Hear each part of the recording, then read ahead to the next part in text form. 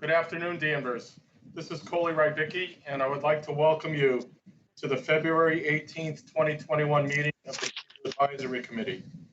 Before the meeting gets underway, I would like to go over some of the protocols regarding remotely conducted meetings in the Commonwealth during this pandemic crisis. Permit me to confirm that all members and persons anticipated on the agenda are present and can hear me. First, when I call your name, please respond in the affirmative. Bill Bates? Here. Bill Nicholson? Here. Steve Perdonis? Here. And our liaison to the Select Board, David Mills? Not here. All right. Staff, when I call your name, please respond in the affirmative. Jen Breaker? Here. Anticipated speakers on the agenda, please respond in the affirmative. William Hewig? Present, affirmative. Greg Dolan? Present, thank you. Thank you. Remote meetings. This open meeting of the Cable Committee is being conducted remotely, consistent with Governor Baker's executive order of March 12, 2020, due to the current state of emergency in the Commonwealth due to the outbreak of the COVID-19 virus. In order to mitigate the transmission of the COVID-19 virus, we have been advised and directed by the Commonwealth to suspend public gatherings.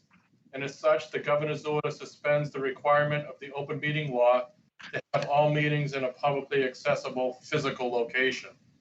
Further, all members of public bodies are allowed and encouraged to participate remotely. The order, which you can find posted with agenda materials for this meeting, allows public bodies to meet entirely remotely so long as reasonable public access is afforded so the public can follow along with the deliberations of the meeting. Ensuring public access does not ensure public participation unless such participation is required by law. This meeting will not feature public comment. For this meeting, the Cable Committee is convening remotely via the Teams app as posted on the town's website, identifying how the public may join. Please note that this meeting is being recorded and that some attendees are participating by video conference. Accordingly, please be aware that other folk may be able to see you and take care not to screen share your computer. Any broadcast may be captured by the recording. Meeting business ground rules. We will now turn to the first item on the agenda. Before we do so, permit me to cover some ground rules for effective and clear conduct of our business and to ensure accurate meeting minutes. I will introduce each speaker on the agenda. After they conclude their remarks, I will go down the line of members, inviting each by name to provide any comment, questions, or motions. Please hold until your name is called.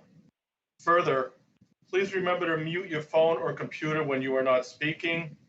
And please remember to speak clearly and in a way that helps generate accurate minutes. For any response, please wait until I yield the floor to you and state your name before speaking. If members wish to engage in colloquy with other members, please do so through myself, taking care to identify yourself.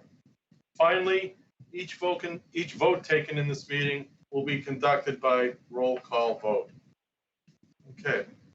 Our first item on the agenda was the executive order, which I just read. Item number 2, a review and question on DCAT annual reporting.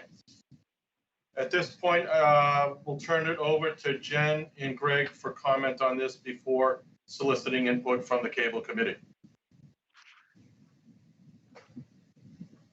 Chairman, I would turn it right over to Greg. Okay. I guess what I can do, if this helps, is just sort of give an overview of our financial picture over the last few years and some of the trends that we're seeing, just to kind of set the table a little bit. So the thing that's probably not surprising is the vast majority of our income is franchise revenue from Comcast and Verizon.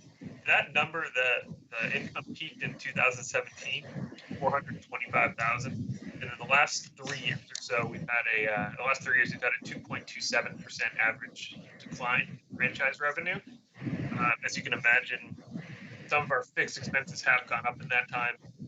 So we've been kind of trying to streamline things and keep our head above water. So far, so good. In the last year, since COVID hit, I know that's obviously affected every business. We're not immune to that in any way. We haven't seen a big impact to franchise revenue. There has been a decline that's mirrored the expected decline that we've seen over the last few years. We have certainly taken a hit to some of our non-franchise revenue, things like events, camps. We obviously haven't been able to hold those kinds of things.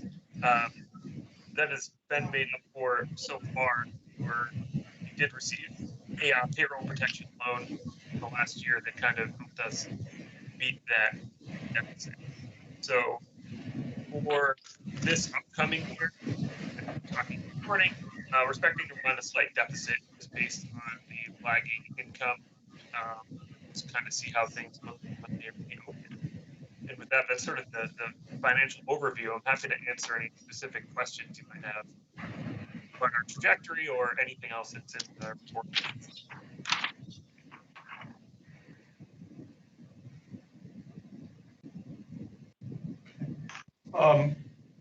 Greg, I took some time to go over a couple of things. Is it possible to answer a couple of questions on the financials? Absolutely. Okay. So everybody can follow along with the questions I'm going to ask and where I'm referencing things. Currently, right now, I'm on page 6 of the financial report that was indicated to us. And I'm looking at the statement of cash flows.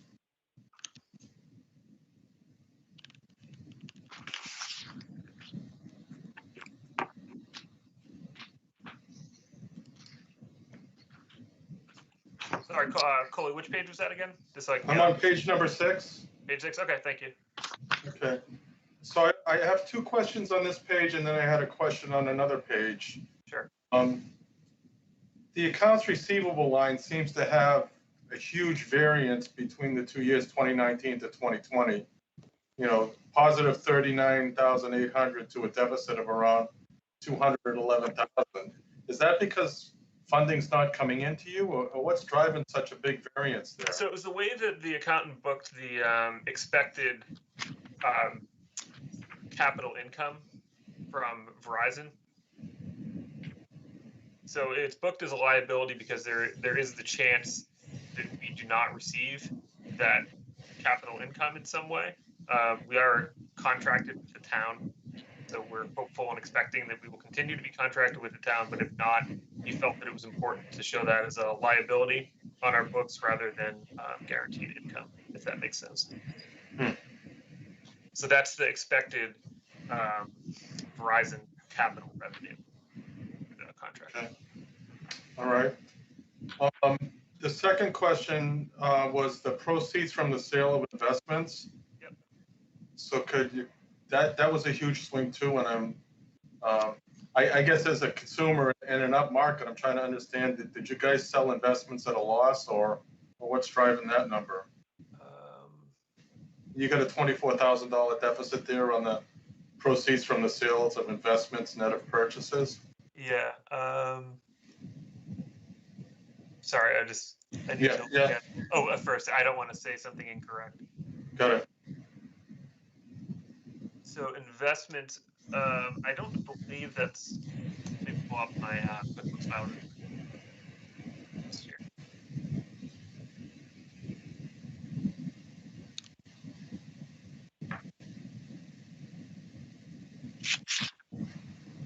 No, Coley, if you don't mind, I can get information from the accountant just to make sure I give you the right information. We did not have a real loss in the last cycle. So if you don't mind, can I return to that? Yeah. So why don't we put that in the meeting notes that for our next meeting? So my question's twofold. Sure. Why is there a loss there as I read the financial statements? Mm-hmm. And number 2, I'm kind of curious as to if your entity is involved in the market, who directs the sale and purchase of investments? So our cycles, we do have an investment advisor. It's Cambridge Financial Services, and what we do on an annual basis, at least, is we actually just did it on Tuesday. Is we have our advisor come in, and the board revisits our investment strategy to maintain. We obviously don't want to be too aggressive, so we try to keep a balanced, fairly conservative approach to the money that's in there. But that is, when it's in there, is really long term. It's not things we're looking to move in and out quickly. So that's kind of what ends up in the investment account, and that's visited at least annually, and then quarterly we look at it between myself and the treasurer. So if we, so this is interesting conversation to me. So if we jump down a couple of lines and see that your cash position is around $241,000. If that's the cash position, is that inclusive of the investment portfolio, or where do you see the investment portfolio, and how much do you have in the investment portfolio? No, so that is just the liquid money we have in the operating account, and that is a touch high. The reason for that is we had to push off 2 big capital projects. COVID hit. We had the senior center project and the high school auditorium, which were coming up, which represents about $70,000. The high school project is now done. We pushed it into 2021, and the senior center is on the calendar for March, or late March or early April. We're working with the vendor. We've been kind of back and forth, making sure that that project meets what the senior center needs as well. So one of the tweaks we just did was kind of making the PA system a little bit easier to use for classes and things like that. I think that's going to be really significant for them. We had to push that back, hoping to get it done in FY20. But when COVID hit, we decided we weren't sure when that was going to happen, so we just let it be investment account. Okay. As far as the Okay, and then I have 3 questions for the committee. I mean, for you, Greg, but to help the committee along, I'm on page 2 now. Yeah, cool. That's where I was gonna just to answer the second part of your question about the investment account. Yeah. Under assets on the 4th line, investment at market is what's in the investment account. So you have about $353,000 in the market. Yeah, so we consider that it's sort of our operating reserve, given the regulatory picture last year where we had some significant concerns about the viability of franchise income coming in because of the channel capacity issue, and then also the fluctuations of cable revenue. We decided it was prudent to keep around a year's operating in reserve. This is a stabilization. So when we hit something like this year where our income is down, we can use that money to kind of keep the service level the same. Okay. And I have no intent of nickel and diming you on this call, but just what's the investment philosophy there? Are you 90% in the equity market, 10% in money market? How are you investing that money? I can get you the latest breakdown. It might just take me a minute. It's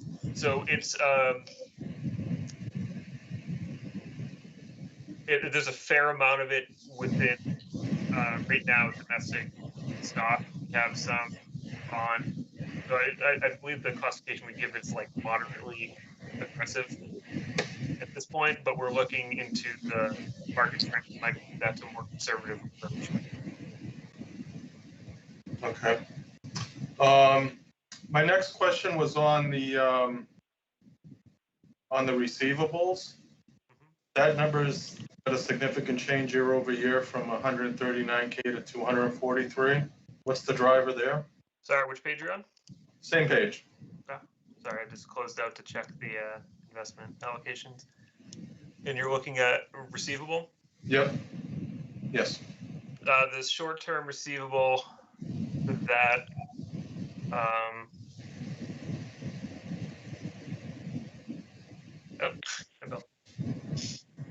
mark that. So the short-term receivable, I believe, is projected franchise revenue that we had not realized at the end.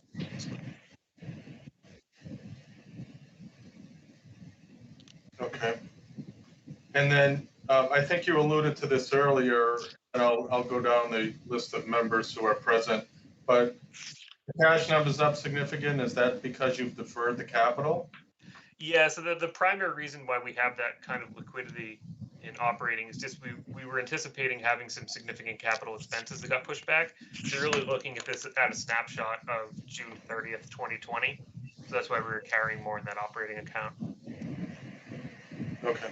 Because we do like to keep some in that account just in the case that checks are late or those sorts of things. We don't have to move out of the investment account. We can have enough to cover a few months in our operating account. Okay. Those are all the questions I had from the chair. I'll now call each committee member by name to see if they have any questions. Bill Bates? Okay, my computer crashed. I'm now on the phone line, and I have no questions. Okay. Thank you, Bill. Bill Nicholson?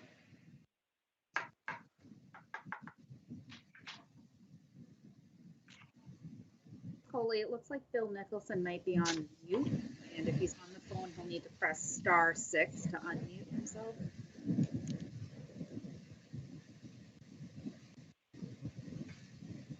Okay. It looks like he's unmuted now. Okay. Bill, I was wondering if you had any questions on the financials for Greg? Yes, I do, Greg.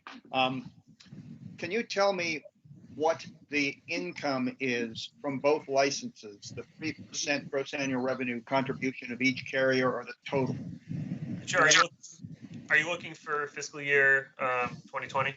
Yes, whatever the last year is for which you have those numbers. Yeah. So for Verizon, it was 171,664. For Comcast, it was 229,200. Okay, and you may have already mentioned this, Greg. What is that's a total of somewhere around 390, let's see, somewhere around $400,000, something like that. Yes.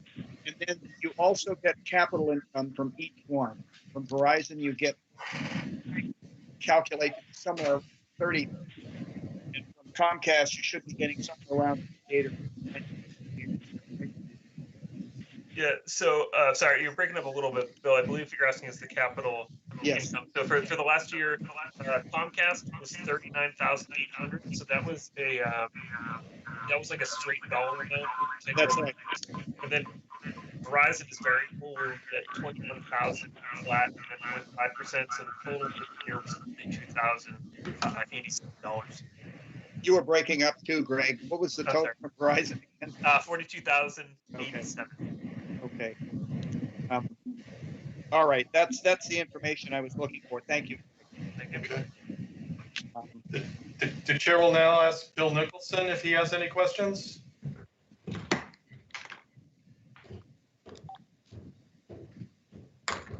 Bill, I think you have to hit *6 or 7 to unmute yourself.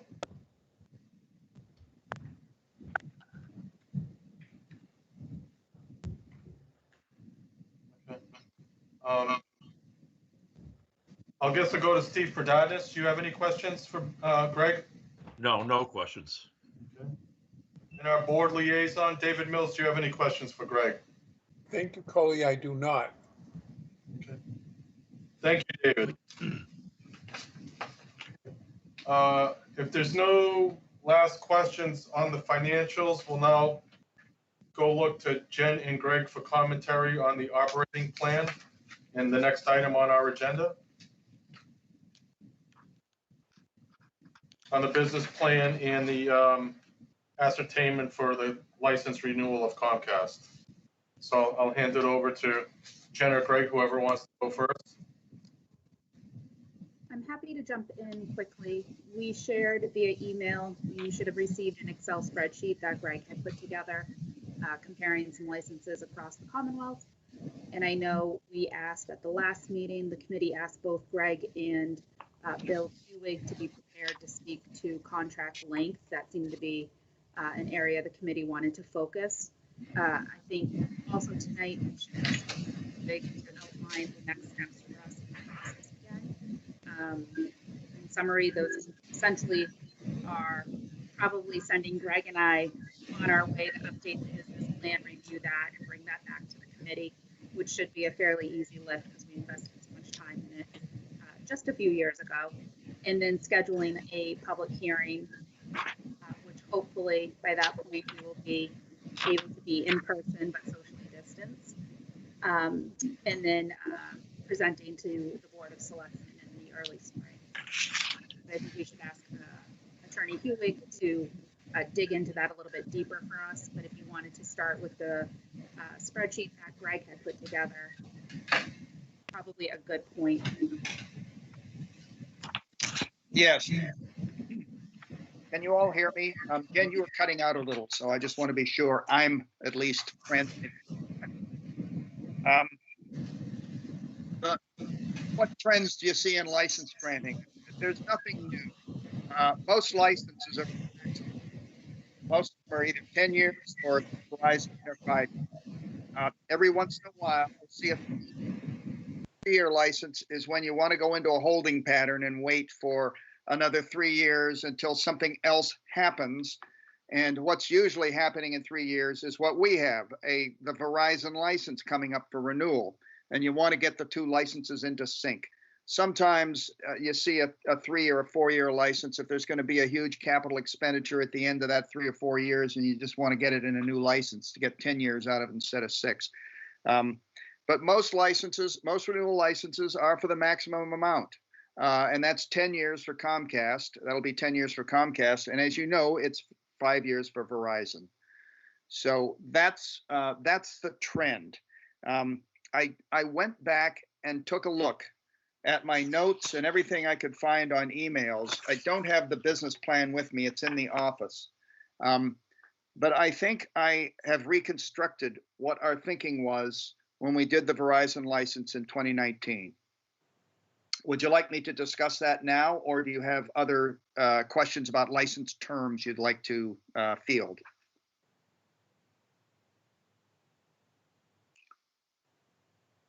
Let me go ahead and just discuss what I think we did with Verizon 3 years ago. I took a look at all of the numbers that we get from the current Verizon license and the numbers that we get from the current Comcast license. And I saw that the capital amount that we negotiated from Verizon in 2019 is almost equal to the capital amount we currently get from Comcast if you weigh them proportionally. That is 44% for Verizon and 56% for Comcast. The Verizon license was negotiated, I believe, to be in a holding pattern until we do Comcast in 2024. I believe that was what our intention was in 2019. We discussed this last time, whether it should be a 3-year Comcast license or a 10-year Comcast license, how we would best benefit from one versus the other. And in view of the fact that we have already got a Verizon license in place that will expire in 2024, for the same amount of money we're getting from Comcast now, I believe that what we were intended in 2019 was to do a 3-year Comcast license to expire in 2024 at the same time Verizon's does, and then negotiate for much larger capital from both of them. That's what I think we did. And I see heads nodding. The numbers tell me that that must have been our thinking. So what does that mean for us now? If we are to continue that strategy, what we can do now, and it would probably be fairly easy, is to negotiate a 3-year license from Comcast under the same terms we currently have. 3% and $39,800 a year for 3 years. And that's why I asked Greg how much money we're currently getting from both licenses, to give me an idea and to give you an idea about whether we can survive on that amount of money per year for another 3 years until we renegotiate both of these licenses. So Greg's numbers are about $400,000 a year in operating income from both licenses total, and about $81,000 a year in capital, both licenses total. So total income from both licenses that we could look to over the next 3 years, if we follow the 3-year strategy, would be approximately $480,000 a year until 2024. And then we have both licenses up and we have an opportunity to sit down with both, if Verizon is still in the game then, and negotiate for larger amounts of capital and larger amounts of annual income. That, I think, was what we intended to do back in 2019 when we negotiated Verizon's license. Any thoughts? Do you folks remember that strategy? I believe I do, as I was going back to reconstruct the notes, the numbers, and everything I could find on email. Mr. Chairman, if I may.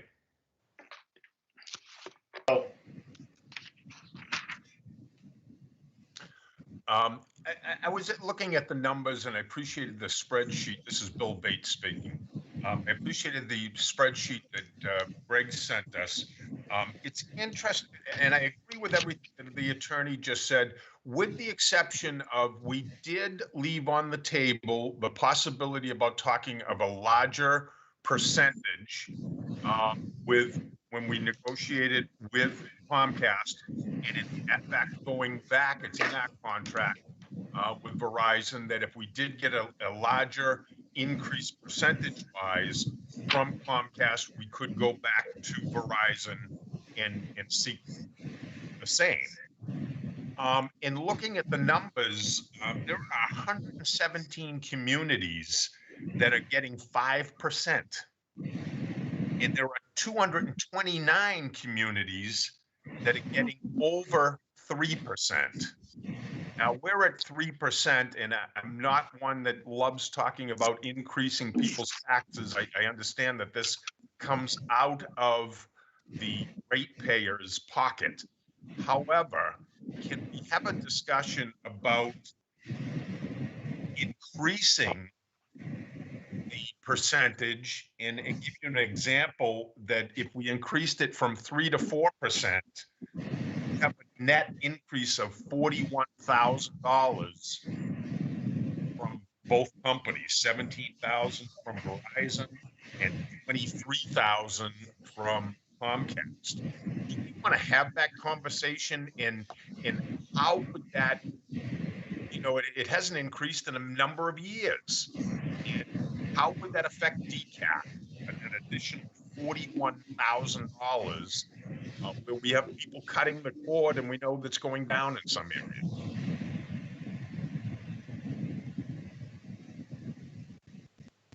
I can address that, Bill. That's an excellent point. Paul and the Sorry, I'm only getting half of what he's saying. Maybe I should speak slower. Is that better? You'll recall in the Verizon license, we negotiated a 3% gross annual revenue, but there was an accelerator clause that would allow us to raise it to 5% or higher, anything higher, if we negotiated a higher number from Comcast. So the point Mr.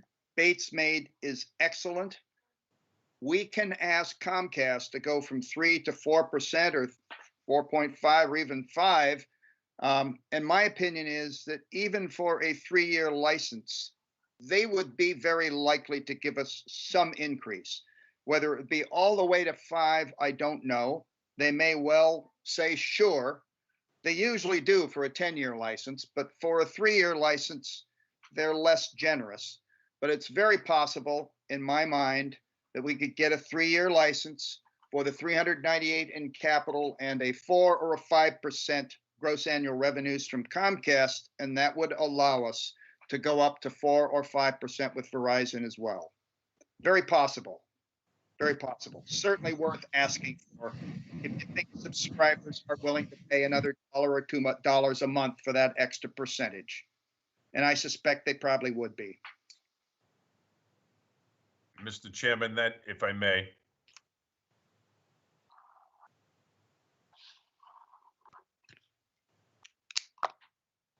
I'll take that silence as that I can. That's exactly it. I'd like the committee to have a little bit of a conversation. I was going to look for my personal Comcast bill and see what an additional 1%. I don't want to be on the high end. I don't want to be the highest at 5 because people are hurting. But does it make sense that we go to 4% and try to give DCAT a little shot in the arm where they've been losing in other areas? And I just would like to have that conversation.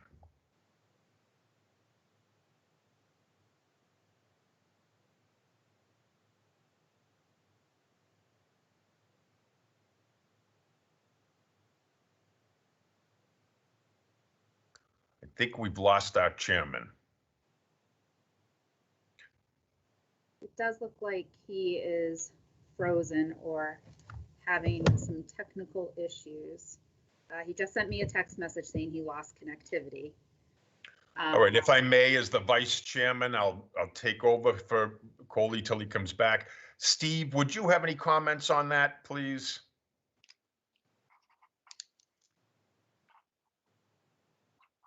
You are muted, Steve. I'm sorry, you are muted.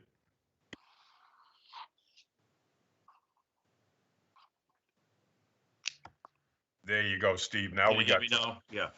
No, I don't have, I wouldn't want to go to 5%. Okay. And I agree with you. People are hurting. I would say 4% I would say 4%. It's just a small amount. It's not going to be that much off of the bills. What was it going to be, $1.50 or something like that? The average bill, I don't even think it'd be that much. So yeah, 4% I think would be reasonable. And from what the attorney said, he doesn't think they would fight it. You know, I think it's a move forward, and I think we need to look forward. Thank you, Steve. How about Bill Nicholson? Are you back with us? Remember, you got to press *6 Correct. to unmute Bill.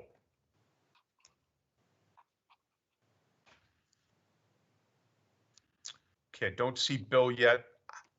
Let's go over to Greg Dolan. Greg, what would $41,000 in additional revenue mean to DCAT? Quite a bit. The short version. The longer version is when we did work on the business plan in the last cycle, we sort of worked backwards, where we, rather than coming with a number and figuring out what we would do with the number, Jen really pushed to have us take a look at our overall operation and figure out what the town needs and how the funding would meet those goals. So I believe from the last cycle, what we looked at was a target of around 4%. And that would allow us to have some more capacity on the government and education side. Right now, the way we handle it is we have one person who handles sort of both of those goals, government and education. And particularly through this COVID crisis, I really feel like we've picked up on the government side. We're doing a lot more meeting coverage. We actually have 6 live shoots today. One of them is this. Welcome to Cable Committee. But for that, it would really allow us to have more capacity on the government and education side. I think it's going to be a challenge for us when we go back and things are open the way they are to maintain the level of service we provided on the government side while bringing back our educational programs in the way they were before without some kind of increase.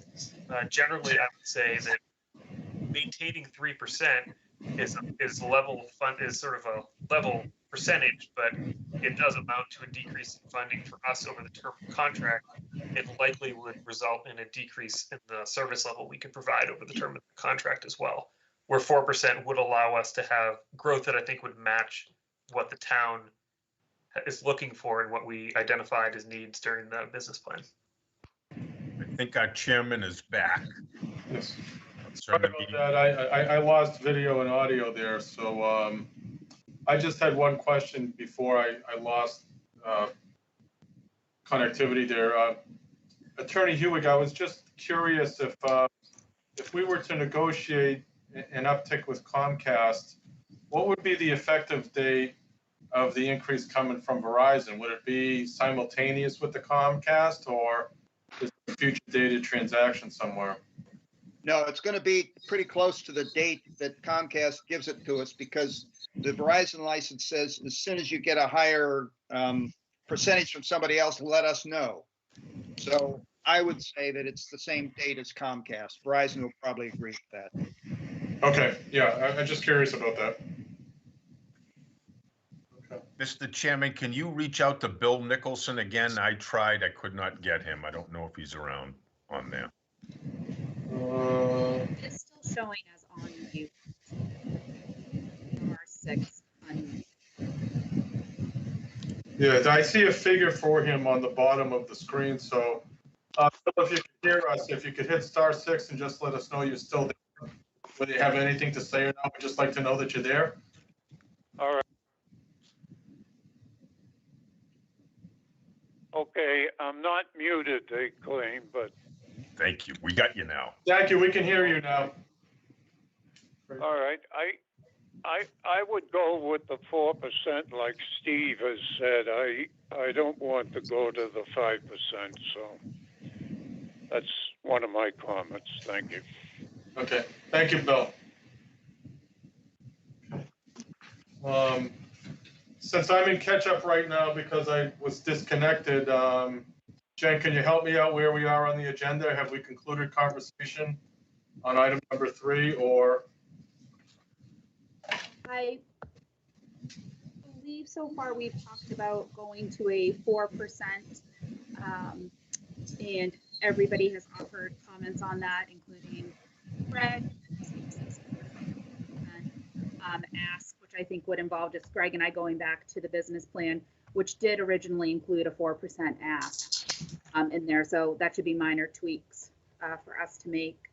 And then I think the Attorney Hewig has offered comments on a 3-year contract. We would probably want to see if the committee is in favor of shooting for the 3-year contract still, or what the take of the committee is on that. Bill Nicholson, I think 3 years makes sense. And then we can combine the two and finally have them at the same time.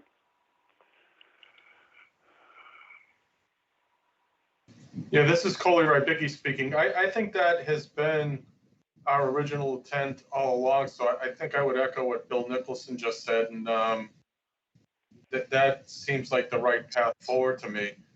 On the previous comment about going to 4%, I guess for our next meeting, I would like to see Greg come back to us with a set of financials, or maybe it would be in the business plan as to what they would do if they had the 4%. I just feel an obligation to do due diligence in terms of what does that look like, given the fact that we've just taken a look at their financials. We've talked about 3%. I guess I'd just like to see the figures and how the business plan would support a 4% and what they would do with it before automatically just saying, let's go to 4%.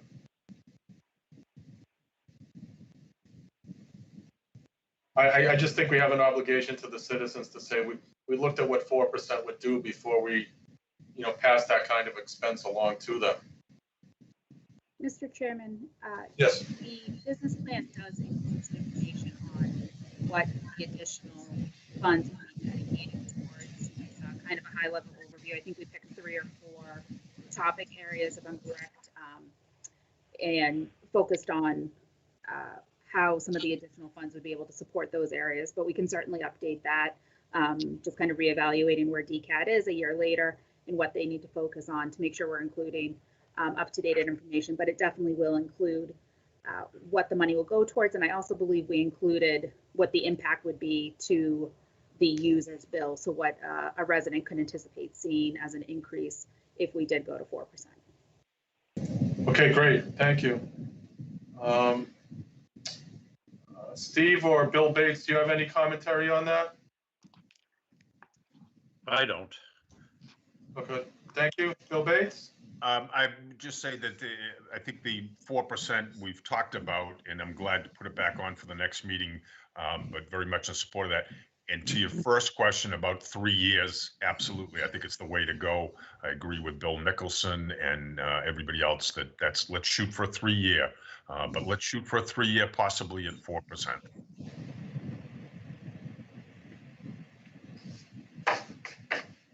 Okay.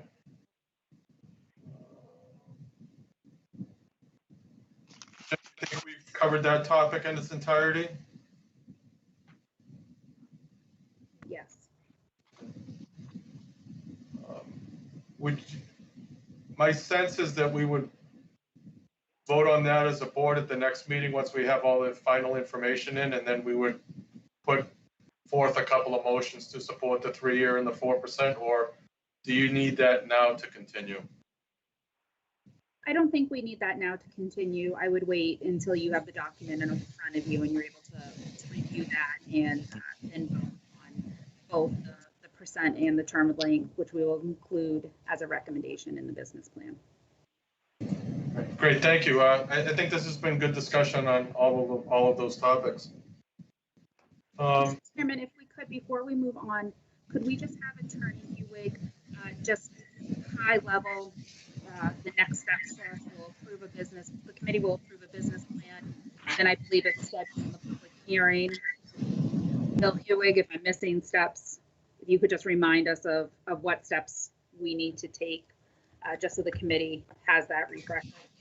Sure. I think that's a great point. It's hard to believe 2019 seems like yesterday. I can't believe it's been 2 years. So absolute right question to ask. Thank you. We've, I think, done about 80% of what the next step was, and that is we figured out what we're going to ask for. It's reasonable and it's doable. The next step is to authorize me to go to Comcast and make that offer and say, here's what we want: 3-year contract, 4%, the 398 we're still getting, the 398 a year, we're 39.8 we're still getting a year.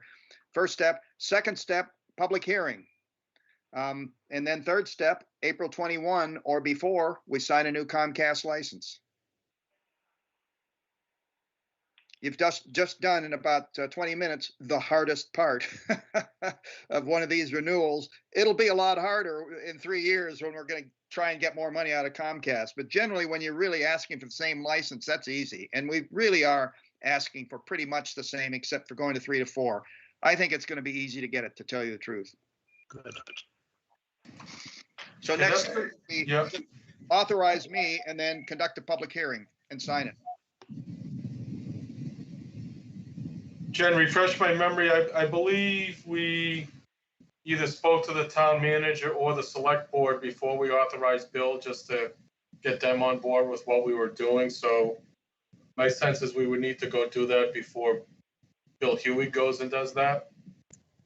Yes. I believe, and I can triple check and update the board by email tomorrow. I just don't have this record in front of me. We sent them a memo with a brief update. The committee did not appear before the board. We sent them an update with here's where we're at and the next steps. And they reviewed that. It was a pretty simple formality. They authorized Bill Hewig to go forth.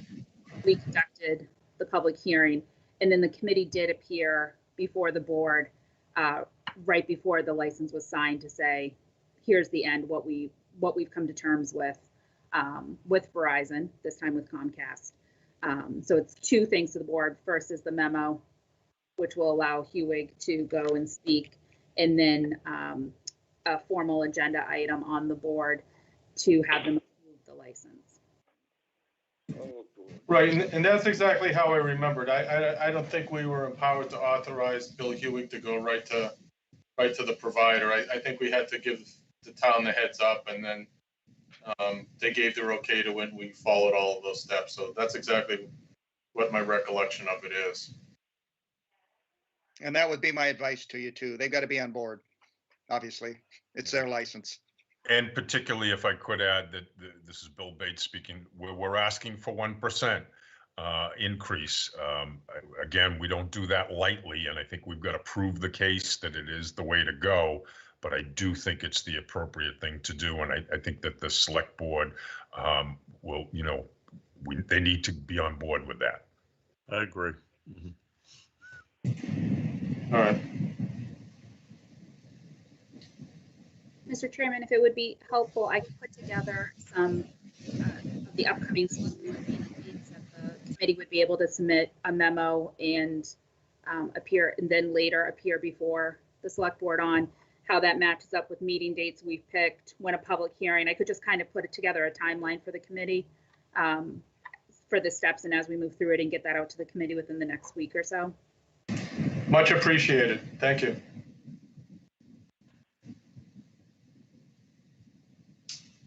Okay, if there's no further questions on item number 2B on our agenda, I'll move on to item number 3, which is approval of our minutes, which were emailed out to us earlier this week. At this point in time, the chair would entertain a motion for approval of those minutes.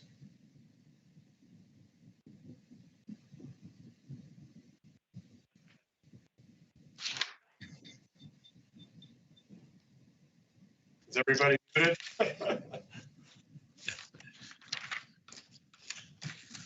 Chairman, I'll make a motion that we accept the minutes as written. Thank you, Bill Nicholson. Do I have a second? I second. Okay. We need to do a roll call vote on this. So Bill Bates? Approval or disapproval of the minutes, please?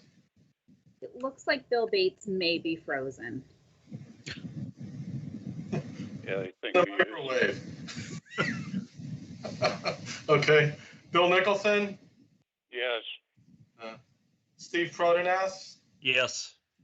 And Coley Rybicki says yes. So meeting minutes are approved. We'll now move on to item number 4 on our agenda. Any new or old business anybody wishes to bring up to the board? Mr. Chairman, this is Bill Bates via phone. Go right ahead, Bill. Yep, we hear you. I'm sorry, my computer crashed again. We approved the minutes? Yes, we did. Okay, I would like to add my affirmative on that and also think that they were very well done. Really helped to recap. And thank you for whoever did it. Thank you, Bill. No new or old business for me, thank you. Okay, thank you, Bill Bates. I guess following protocol, I'll go down the list. Any old or new business from you, Bill Nicholson? No, Mr. Chairman, thank you. Okay, thank you, Bill. Steve Prodenas, any new or old business? No. Okay. In our select board liaison, David Mills, any new or old business?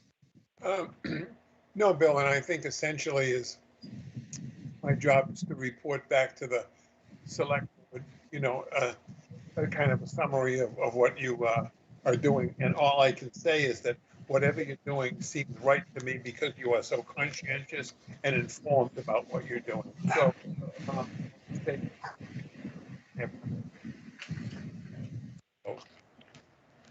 Thank you, David. David, thank you, David. Jen Breaker, any new or old business from your standpoint? We have March 18th on the calendar as our next meeting, and at this time, I would like to keep it a little bit fluid. We may be able to meet in person, which I think would be welcomed given the technology challenges some of us have had tonight. It looks like we're having some connectivity issues.